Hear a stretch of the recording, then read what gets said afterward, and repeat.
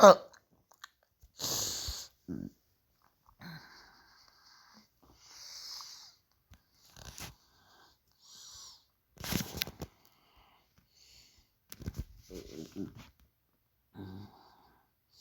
16 years old. You walk by a Kingdom Hall. Today we're going to walk by a Kingdom Hall, actually go into one. What was your reaction as a Catholic thinking about Jehovah's Witness? I used to have a girlfriend who lived probably a couple miles from my house, so I walked over there as often as I could. And as I walked to her home on Rocky River Drive in Cleveland, Ohio, I would pass a building and it said Kingdom Hall on it. And I knew Jehovah, it was all, but what I remember most vividly was my feeling about who were these people. Now remember, I'm not only Catholic, I'm 16. I'm a member of the one true church. I have a pope who can't make mistakes on matters of faith and morals. I'm not only Catholic, I'm Irish Catholic.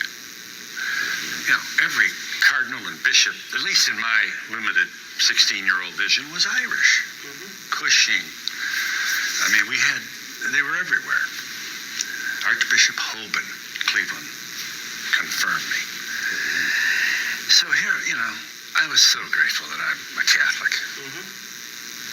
And not one of these weird people in this, what goes on in there? Oogly boogly, woo, what, this is what, and the more I thought about it, if I had been politically conscious, which I hardly was at age 16, I bet I'd have thrown a stone at those people. I'm not proud to, but if you don't understand the problem, if you don't at least confront your own, you can't rise above this and say, oh, how could people do that? The nation was coming down on these people. I have a mental picture of little William Gobitis, 3rd grade, holding on to the pocket of his breeches while the teacher tried to pull his arm up. I just can't imagine being in the 3rd grade and being the only kid who salute the flag. And how brave these little kids were. And how reverent and obedient they were to their parents. And we beat up those adults as they came into town to solicit. We hated these people. They knocked on the door in the middle of the morning of Sunday when you're in your bathrobe and trying to read the paper and have a cup of coffee. And the knock on the door drove people crazy. And, the more you look at this, you can see we're at war. Americans are dying in the Pacific, European theater, and these little, wouldn't salute the flag. You cannot overstate the contempt, the loathing that we had for those people. And when the Supremes said you gotta salute and expelled kids who wouldn't, over 1,000 injuries, made them drink castor oil in Wheeling, West Virginia, put a rope around their neck, marched them around. The indignities and the brutality. The cops would take part in some of these beatings. And the Supremes took it back 3 years later. And there's so many stories here.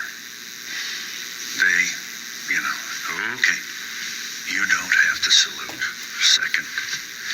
And it was Jackson who made that wonderful flourish. Essentially, he said, as you know, and I get goosebumps with this. If there is any fixed star in our constitutional constellation, it is that no official, high or petty, can prescribe what shall be orthodox in religion, nationalism, politics, or any other matters of opinion, nor may he force to confess by word or act a belief therein. You can't force an American to believe anything. You can't force an American to believe in America or the United States Constitution, which grants the right not to believe in anything. You know, it's fascinating to me it took us so long to encode this, and it was Jackson speaking for the majority. And it took two decisions, and they grabbed this little kid and they went like this to the nation. Stop right there. And they essentially, Robert Jackson looked over that bench and he looked at those kids and he said, this is what the decision means. You obey your parents. I mean, what's American to you? This is just one reason why I'm a proud American. And why I respect the witnesses, not only for their courage, but what they did for all of us. You can't force a person. The Soviet Union said you can't believe in God. Imagine, how do you enforce that? It's like passing a law saying you can't think about a pink elephant. There's no way to it. This is absurd. But it's what religion and faith and messianic attitude and evangelism can do to you. And I think about the school, the van that they all got in to go to do homeschooling. Not having any money because of the boycott. And hanging on to the faith. I gotta wonder, how many Catholics, Episcopalians, there are stories of kids being beaten in the classroom. Little kids, elementary school. Now salute. Beat them again. You salute that flag, you. Kids stood there. What's courage to you? What is moral courage?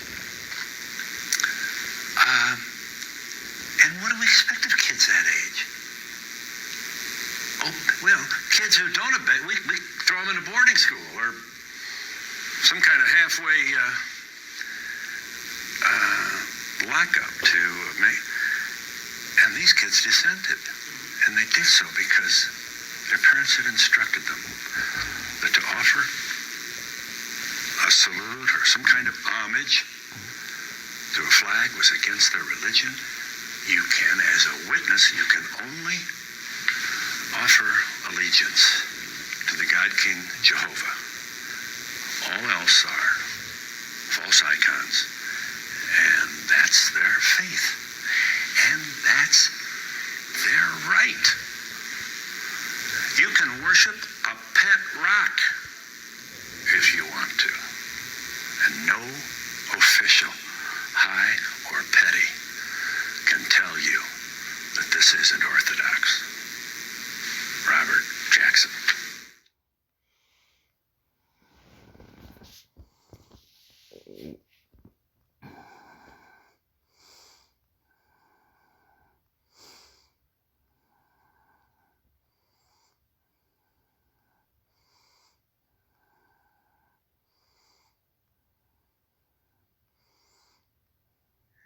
Lillian Gobitis Close, what a thrill for Phil Donahue and I to be here.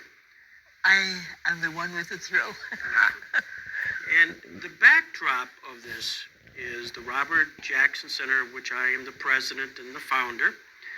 We are very conscious about the legacy of Justice Jackson, and one of the big parts of his legacy is his opinion that he wrote in West Virginia versus Barnett.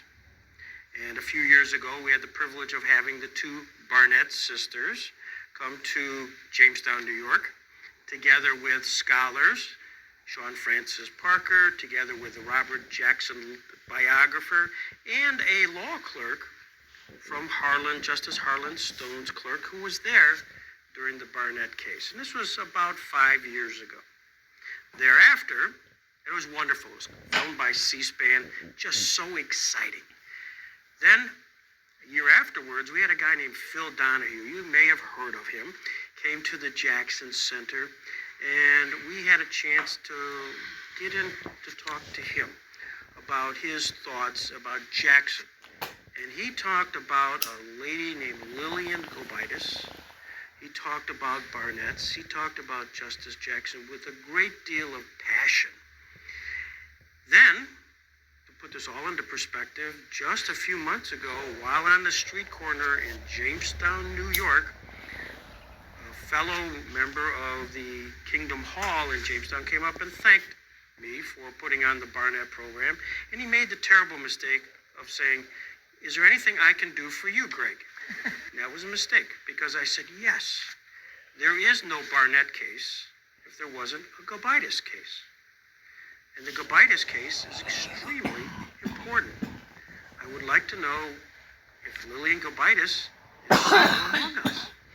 And John Lanetta sought you out, which led to you and me having a conversation, and you graciously inviting us down here to come and talk about this. And so to me, it's just exciting. And what was really more exciting, when I reached out to this guy named Donahue, he said, yes, I will come and join you, Greg, to be part of an opportunity to meet you and perhaps fulfill an invitation which Phil had extended to you, as I understand it, maybe 20-some years ago, to go on to his show, which you were unable to do because of your husband's condition. So here we are,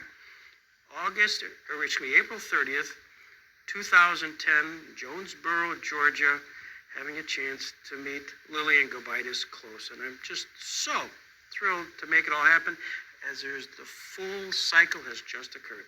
So thank you for inviting us, and I speak for Phil, and I know we have lots of questions to ask about you and your life, but your life is really as an exemplar. So thank you for letting us meet. Thank you. I love it. Well, it was easier to book President Reagan than it was you.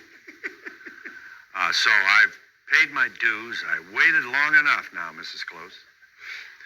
Lillian, please. How shall we begin? Let me first tell you, when I first became aware of the Jehovah's Witness drama that took place in the 40s, I was just overwhelmed by the courage of your people. I mean, the cops beat you up. The police would join the American Legion and confront witnesses coming in from out of town and physically beat them up. I've read stories of children, not your case, but in other schools, of being beaten by the teacher. Salute this flag. And they beat the kid. How old is he? 3rd grade, 5th grade? And he wouldn't salute. How do you explain this courage? I mean, you were persecuted as no one else certainly at that time. You couldn't walk down the street. People threw stones at you. Tell us about that. Well, we feel like Jehovah gave us the courage, that's for sure. In fact, my sister was taking the bank deposit in a paper bag, grocery bag.